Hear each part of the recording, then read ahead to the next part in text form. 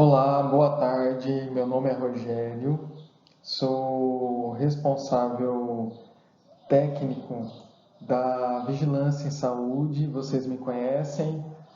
Hoje nós vamos tratar com você de restrição do novo coronavírus para o município de Colíder. Esse plano foi um documento elaborado, né, com o intuito de auxiliar a Secretaria de Saúde na resposta ao enfrentamento de um possível surto do novo coronavírus, né? Esse vírus que foi originado na cidade de Wuhan, na China, e que em apenas um mês se espalhou por todo o país e em 3 meses conseguiu atingir todos os continentes do mundo, né? E a partir de março, do mês de março, a Organização Mundial de Saúde declarou em estado de emergência internacional em saúde pública por conta dessa pandemia, dessa doença, né, que causou essa pandemia. Então, o objetivo desse plano é direcionar as ações, né, promover a assistência adequada ao paciente, a vigilância epidemiológica sensível e oportuna, bem como as ações de comunicação.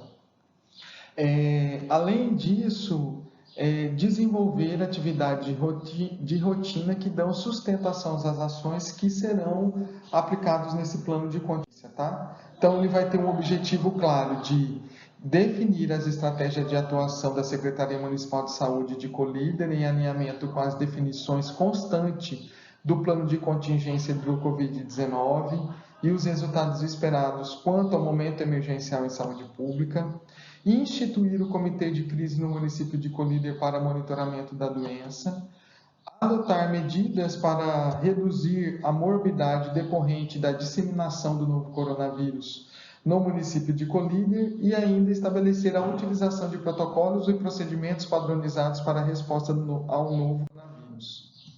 Então, a organização e a estrutura do plano vai se vai se fundamentar por níveis de resposta, tá? Então, nós vamos ter o primeiro nível de resposta, que é o de alerta, que corresponde a uma situação de risco de introdução do novo coronavírus em Colíder, contudo, sem a presença de casos suspeitos, conforme a definição do Ministério da Saúde, mas com a existência de casos suspeitos no Brasil. Foi o que aconteceu em março, né? Foi declarado o estado de pública em emergência em saúde pública no estado, no município, né?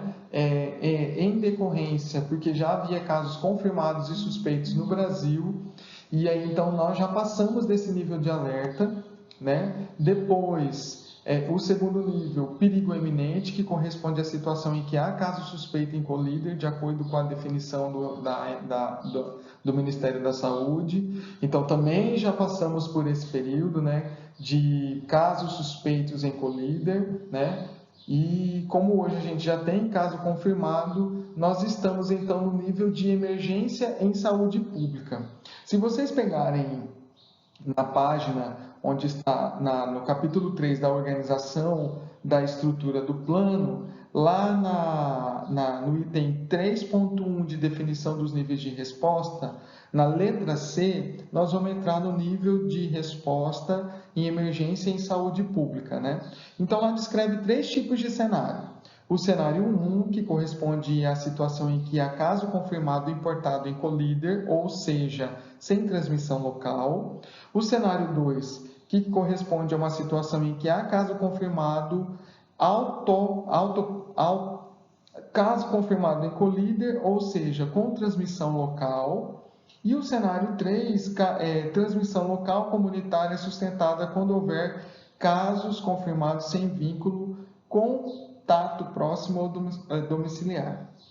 Avaliando o cenário atual de Colíder e aproveitando esse momento, nós hoje se encontramos ainda no cenário 2, que corresponde nos casos com transmissão local. Nós passamos da transmissão importada, né, que o primeiro caso foi de uma trabalhadora da JBS que viajou para Sinop e trouxe essa doença e inclusive contaminou outras pessoas lá dentro lá dentro da empresa, né? E aí os outros casos, claro que teve outros casos importados, mas os outros casos já foram local, que foram pessoas que entraram em contato com essa pessoa e desenvolveram a doença. Então, a partir desse momento, nós estamos vivendo o cenário 2, que é esse cenário de transmissão local dessa doença.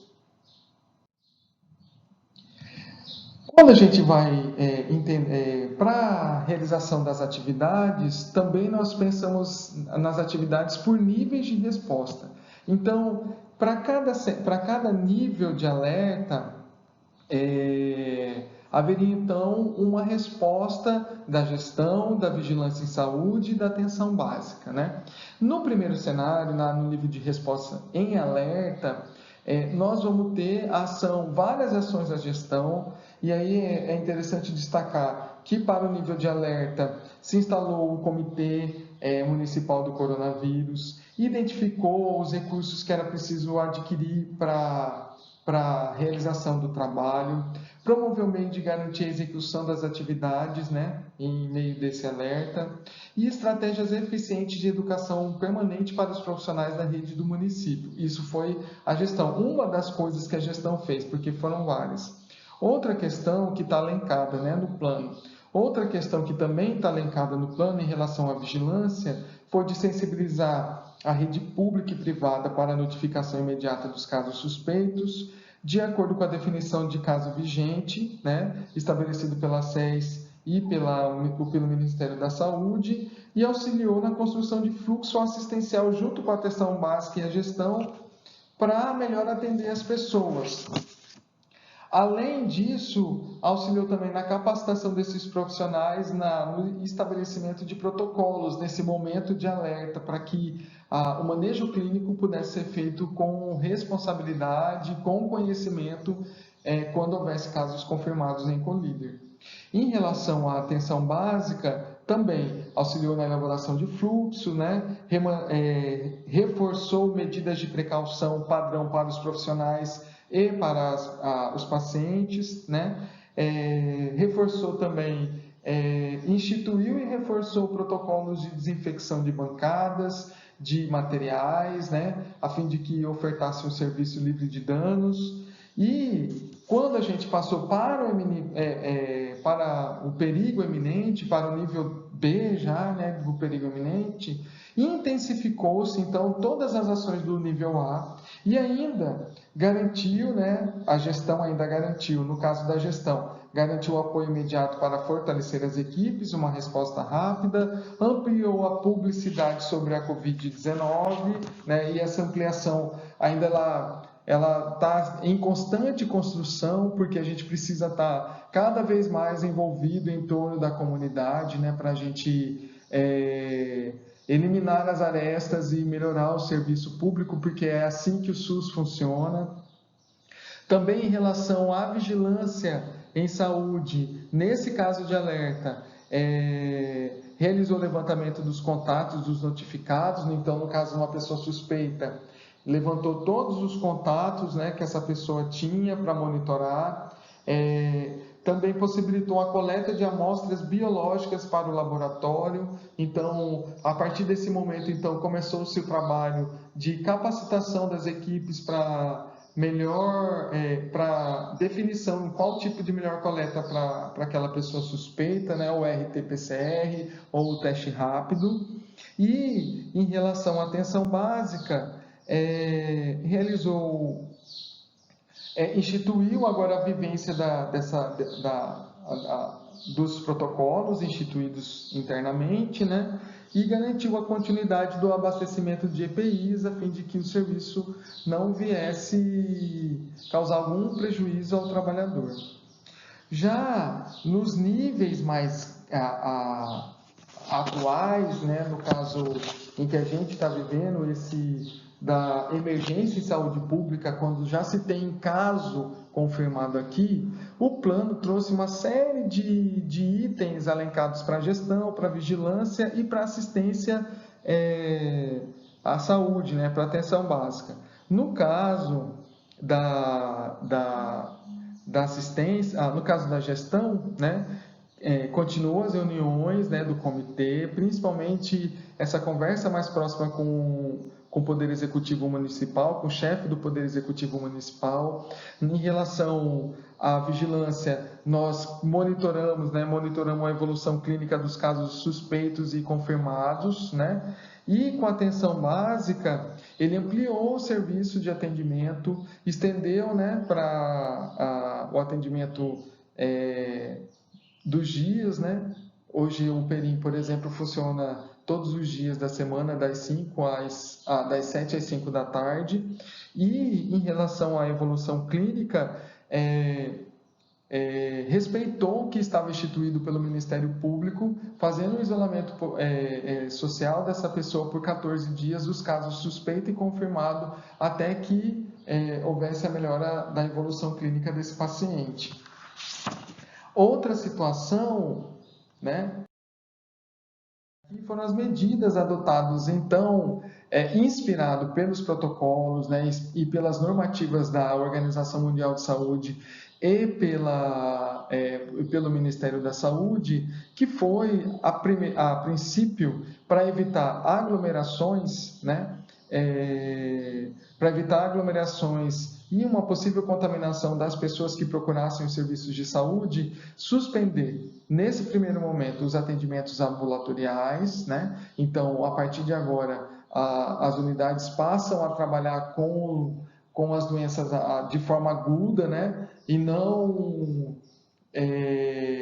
as questões mais que precisavam de rotina, né? Então, essas questões da rotina se postergou mais para frente, o que se podia esperar se postergou isso para frente, né, para que as pessoas que precisassem desse serviço pudessem ter todas as atenções possíveis para esse momento. Além disso, suspendeu os atendimentos ambulatoriais para as crianças, na questão do crescimento e desenvolvimento, suspendeu atendimentos ambulatoriais para os exames de rotina. Então, tudo que poderia se postergar para frente foi feito, tá? E ainda da nutricionista, do psicólogo e da odontologia. Esses serviços, ele suspendeu as questões de rotina, mas as emergências e urgência, todos os profissionais estão atendendo. Também diminuiu as visitas domiciliares, né? Então a gente vai perceber em 2 momentos aqui que os agentes de saúde, eles param então de ir na casa das pessoas e trabalham numa proximidade utilizando o telefone para saber, para avaliar como é que está o seu território, né? Então, para informar, então, através de grupos de WhatsApp, então essa é a recomendação, que as agentes de saúde, elas não vão nas casas das pessoas para evitar a contaminação, né? E aí, então, passa a monitorar essa pessoa por via telefone, tanto os agentes como o enfermeiro da unidade, né? Diminuiu também a solicitação de exames laboratoriais, né? Priorizando somente os que fizeram necessário, paralisou o atendimento de grupos, né? Então, para não fazer aglomeração, de saúde mental, de idosos, né? E também o hiperdia. O hiperdia, que é aquela reunião que se fazia com um grupo de idosos lá no PSF, ele foi suspenso. E aí, então, para as pessoas terem o acesso à medicação, a unidade, então, leva essa medicação através dos agentes de saúde, até esses hipertensos e diabéticos, né? De forma paramentada, todos dentro de EPIs, e garantindo que essa pessoa tenha o acesso à medicação. Também o município aderiu à portaria do Ministério que essas receitas, né, elas fossem aumentado o prazo para 1 ano para renovação, evitando também aglomeração e dessa necessidade dessa pessoa vir somente para renovar a receita, para ter acesso à medicação controlada ou psicotrópica. Também diminuiu o transporte de pacientes, né? Então, Cuiabá suspendeu todos os atendimentos ambulatoriais nesse momento de pandemia. Também a Secretaria de Saúde suspendeu férias e folgas nesse período de pandemia, a fim de que toda a Secretaria de Saúde tivesse envolvido nesse cenário, né, nessa persistência de melhor atender as pessoas. Instituiu protocolos e discutiu, capacitou as unidades em relação aos procedimentos operacionais e protocolos de normas e rotina em relação à Covid-19 e disponibilizou EPIs para a segurança do atendimento e da assistência. Também realizando as recomendações, né, a sugestão, na verdade, do escritório regional de que esse plano pudesse abarcar orientações para a cadeia pública, para os asilos, né, para os lares das crianças, para os albergues.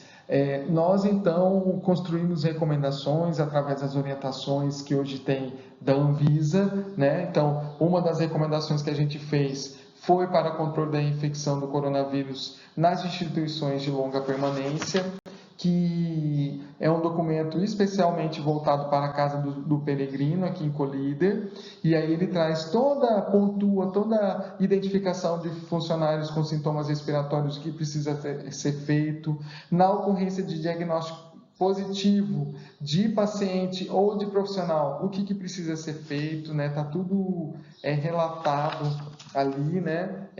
Recomendado, do uso de EPIs, né? Da necessidade de uso de EPIs, que tipo de EPI que vai utilizar para um caso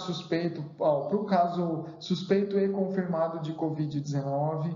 Então, todas as recomendações possíveis foram feitas nesse trabalho que foi desenvolvido.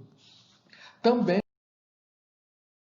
construído a recomendação para controle de infecção na cadeia pública, né? Então aqui já traz as definições do que é um caso de síndrome gripal, que pode ser suspeito de coronavírus, como é que se dá a transmissão, as medidas de prevenção, o que precisa ser feito lá na cadeia, né? As recomendações gerais, a necessidade de levar essa paciente para o perímetro para avaliação no caso de um sintoma leve, né?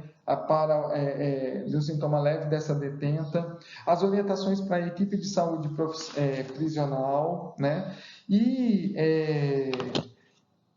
tabelas de medidas de cuidados que os profissionais de saúde precisam ter diante de um caso suspeito, né, ou confirmado lá na cadeia pública.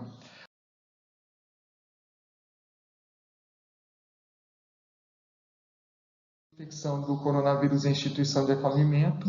Então, essa orientação, ela é dada para o albergue que tem aqui, algum albergue que tem aqui em Colíder, para o abrigo das crianças. Então, está lá a relação de acolhimento dos espaços, né? As medidas de controle, o processo de vigilância.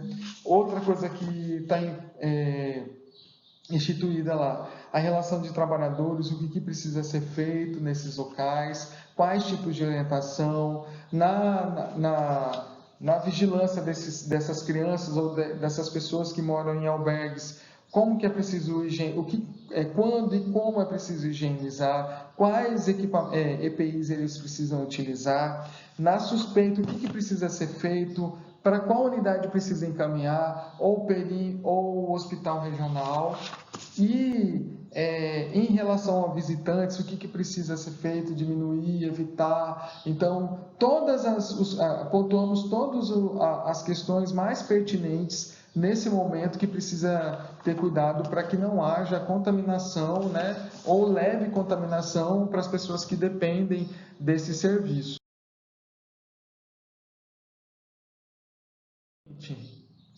Para finalizar, não tomando muito tempo de vocês e agradecendo esse espaço, eu queria dizer para vocês que não deixem as suas esperanças, deixem então que as nossas esperanças e não as nossas dores moldem o nosso futuro, né? Então, é um momento muito diferenciado que a gente está vivendo, né? Diferenciado no sentido um momento único na história. Nunca vivemos uma pandemia de tamanha proporção na história da atualidade moderna, né? Então estamos vivendo dias muito difíceis, né, de tensão, de medo, de preocupação, e todos os nossos esforços e trabalho atualmente estão sendo voltados para atendimento e para assistência das pessoas que são suspeitas e confirmadas pelo coronavírus. Eu quero deixar o meu abraço, agradecimento ao Dilce e um abraço bem apertado em todos os nossos companheiros conselheiros de saúde, viu? Muito obrigado e uma boa tarde.